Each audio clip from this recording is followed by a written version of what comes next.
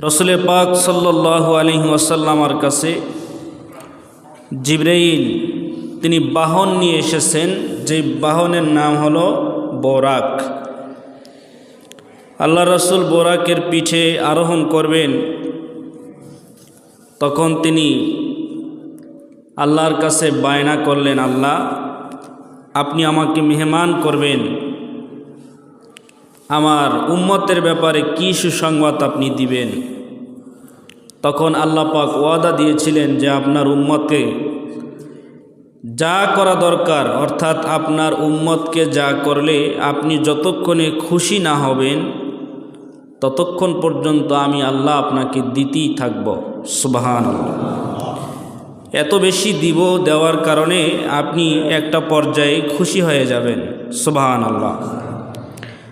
রসুল পাক সাল্লাল্লাহু আলাইহি ওয়াসাল্লাম বোরাকে আরোহণ করলেন। তৈল নাই, পেট্রোল নাই, বিনা ইঞ্জিনে যেই অত্যাধুনিক একটি বাহন যার নাম হলো বোরাক, সেই বোরাক এখন সামনে চলার পালা। আল্লাহ নবী বললেন, ভাই জিবরাইল, আমি তো বোরাক চালাইতে পারি না, তুমি সামনে বসো।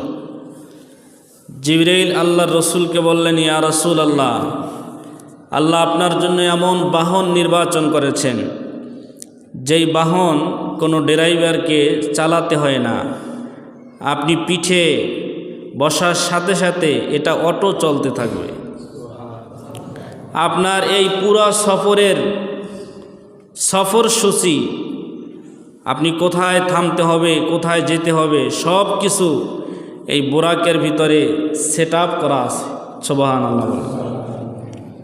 আল্লাহ রসুল বোরাককে আরোহণ করলেন। আমরা জানি যখন মানুষ বিমানে কোথাও দূরে ভ্রমণ করে তখন তাদের ট্রানজিট হয়, বাহন পরিবর্তন হয়, অথবা দূরে কোথাও সফর করলে মানুষ ক্লান্ত হয়ে যাওয়ার পরে কিছুক্ষণ সময় বিশ্রামের প্রয়োজন হয়। আল্লাহর রসুল যখন মেরাজে গমন করলেন, বাইতুল্লাহ থেকে বাইতুল মুকাদ্দাস পর্যন্ত 4 জায়গায় এই বোরাক যাত্রা বিরতি করেছিল। কয় জায়গায়? 4 জায়গায়। প্রথমে যেই জায়গায় যাত্রা বিরতি করেছে সেটি হলো ইয়াসরিব, যার পরবর্তী নাম হয়েছে মদিনা। তা আল্লাহর রসুলকে নিয়ে সর্বপ্রথম ইয়াসরিবে গিয়ে জিবরাইল বললেন, ইয়া রাসূলুল্লাহ, আপনার মক্কার মানুষেরা আপনার উপরে নির্যাতন করার কারণে এই ইয়াসরিবে এখানেই আপনাকে একটা সময় হিজরত করতে হবে। আল্লাহর রসুল সেখানে অবতরণ করলেন। ইয়াসরিব তথা মদিনায় অবতরণ করে তিনি 2 রাকাত নামাজ আদায় করেছিলেন। এরপরে আল্লাহর রসুল আবার বোরাকে আরোহণ করে দ্বিতীয়বার যিনি যাত্রা বিরতি করলেন সেই জায়গাটার নাম হলো মাদিয়ান।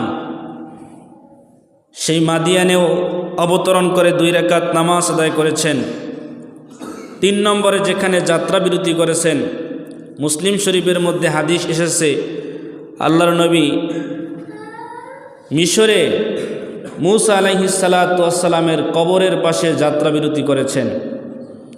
নবীজি বলেন, মারারতু বি মূসা ওয়া হুয়া ইউসাল্লি কায়িমান আলা কবরিহি, আমি মূসা আলাইহিস সালাতু ওয়াস সালামের কবরের পাশ দিয়ে গমন করতেছিলাম, আমি দেখলাম মূসা আলাইহিস সালাতু ওয়াস সালাম কবরের উপরে দাঁড়িয়ে দাঁড়িয়ে তিনি নামাজ আদায় করতেছেন। নবীজি বলেন, এরপরে আমরা ভ্রমণ করতে করতে বোরাকে চড়ে আমরা বাইতুল মুকাদ্দাসে গিয়ে থামলাম। আমি গিয়ে দেখলাম বাইতুল মুকাদ্দাসের মধ্যে লক্ষ লক্ষ মানুষ সেখানে অবস্থান করতেছে। জিবরাইলকে জিজ্ঞেস করলাম, ভাই জিবরাইল, এরা কারা? জিবরাইল আলাইহিস সালাতু ওয়াস সালাম বললেন, ইয়া রাসূলুল্লাহ, এরা আর কোনো সাধারণ মানুষ নয়, এরা হলো পৃথিবীর ভিতরে আল্লাহর প্রেরিত লক্ষাধিক নবী এবং রসুল, আপনার সাক্ষাতের আশায় তারা অপেক্ষা করতেছে। সুবহানাল্লাহ। আল্লাহ নবী সেখানে ঢুকলেন। জিবরাইল আলাইহিস সালাতু ওয়াস সালাম আজান দিয়ে দিলেন, ইকামত হয়ে গেল।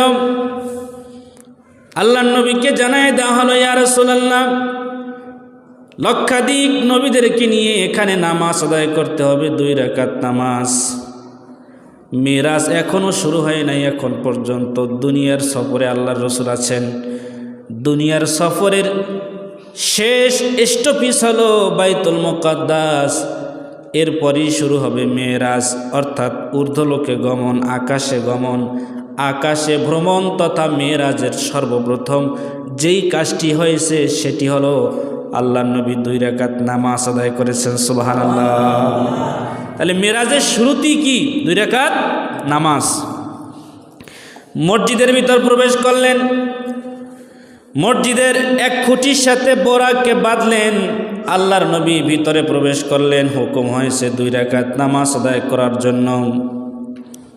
নবীজি সামনে যাবেন, কে এখন ইমামতি করবেন, কে ইমাম হবেন? কারণ মুসল্লি তো সাধারণ কোনো মুসল্লি নয়, লক্ষাধিক মুসল্লি, সবাই নবী আর রাসূল।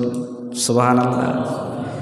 আদম নবী ভাবলেন, আমি হইলাম পৃথিবীর মধ্যে সর্বপ্রথম মানুষ, সমস্ত মানুষের আদি পিতা, আমি হইলাম আবুল বাশার, মনে হয় আজকে ইমামতির দায়িত্ব আমারই হবে। ইব্রাহিম আলাইহিস সালাতু ওয়াস সালাম ভাবলেন, আমি হইলাম জাতির পিতা, আজকের এই নামাজের ইমামতি আমার উপরেই বর্তাবে। মূসা আলাইহিস সালাতু ওয়াস সালাম ভাবলেন, আমি তো আল্লাহর সাথে কথা বলেছি, আল্লাহর নূর দেখে ধন্য হয়েছি, নূরের তাজাল্লি দেখে ধন্য হয়েছি, মনে হয় ইমামতি আমার দায়িত্বে আসবে। এক এক নবী এক এক জল্পনা কল্পনা মনের ভিতরে নিয়ে তারা দাঁড়িয়ে অপেক্ষা করতেছেন কে ইমাম হবেন। এমন সময় আল্লাহ পাক জিবরাইল আলাইহিস সালাতু ওয়াস সালামের মাধ্যমে জানাই দিলেন, জিবরাইল, আমার হাবিবের ডান হাতটা তুমি ধরে তাকে সামনে ইমামতির জন্য নিয়ে যাও। সুবহানাল্লাহ। আল্লাহর নবীকে ইমামতির মুসাল্লায় জিবরাইল আলাইহিস সালাতু ওয়াস সালাম দাঁড়িয়ে নিয়ে গেলেন। এরপরে বললেন, ইয়া রাসূলুল্লাহ, আজকে লক্ষাধিক নবী এবং রসুলদের মুসল্লি বানাইয়া আপনি আজকে ইমাম হবেন। আপনার একটা নাম হলো, আপনি হলেন ইমামুল মুরসালিন, ইমামুল আম্বিয়া ওয়াল মুরসালিন, অর্থাৎ সমস্ত নবী এবং রসুলদের আপনি হলেন ইমাম, আপনি হলেন নেতা। এইটা এতদিন কাগজে আর কলমে লিখিত ছিল, আজকে বাস্তবে সমস্ত নবীদের ইমামতি করার মাধ্যমে বাস্তবে প্রমাণ হয়ে যাবে আপনি সত্যি ইমামুল মুরসালিন। সুবহানাল্লাহ। আল্লাহর নবী তার ইমামতিতে 2 রাকাত নামাজ আদায় করলেন। নামাজ শেষ হয়ে গেল। যারা উলুল আজম পয়গম্বর, যেই সমস্ত নবীরা সবচেয়ে বেশি সম্মানিত, এমন নবীদের সংখ্যা হলো 25 জন। সুবহানাল্লাহ। এই 25 জন নবী এবং রসুল তারা সবাই আল্লাহর রসুলের সাথে মুসাফা করেছেন। সুবহানাল্লাহ। আল্লাহর নবীর সাথে দেখা সাক্ষাতের পরে জিবরাইল আলাইহিস সালাতু ওয়াস সালাম বললেন, ইয়া রাসূলুল্লাহ, এখনই উপরের দিকে যাত্রা শুরু হবে, উপরের দিকে মেরাজ শুরু হবে। মেরাজে যাওয়ার পূর্বে আপনার জন্য আল্লাহর পক্ষ থেকে মেহমানদারির ব্যবস্থা করা হয়েছে। আল্লাহর নবীর কাছে 2টা পাত্র সামনে এসে হাজির করা হলো, একটা হলো মদের পাত্র আর একটা হলো দুধের পাত্র। আল্লাহর নবী বলেন, ফাখতারতুল লাবানা, আমি দুধটাকে গ্রহণ করলাম। জিবরাইল আলাইহিস সালাতু ওয়াস সালাম বললেন, আখতারতা আল ফিতরা, ইয়া রাসূলুল্লাহ, আপনি সঠিক জিনিসটাই আজকে গ্রহণ করেছে। কারণ আপনি যদি মদ গ্রহণ করতেন, লাগওয়াইতা অগওয়াইতা উম্মাতাক, আজকে এই দিনে যদি আপনি মদের পাত্র থেকে গ্রহণ করতেন তাহলে আপনি নিজেও বিপদগামী হয়ে যাইতেন, আপনার উম্মত পথভ্রষ্ট হয়ে যাইত। আপনি সঠিক জিনিস গ্রহণ করার কারণে আপনি সঠিক পথেই আছেন এবং আপনার উম্মত সঠিক পথে থাকবে। সুবহানাল্লাহ।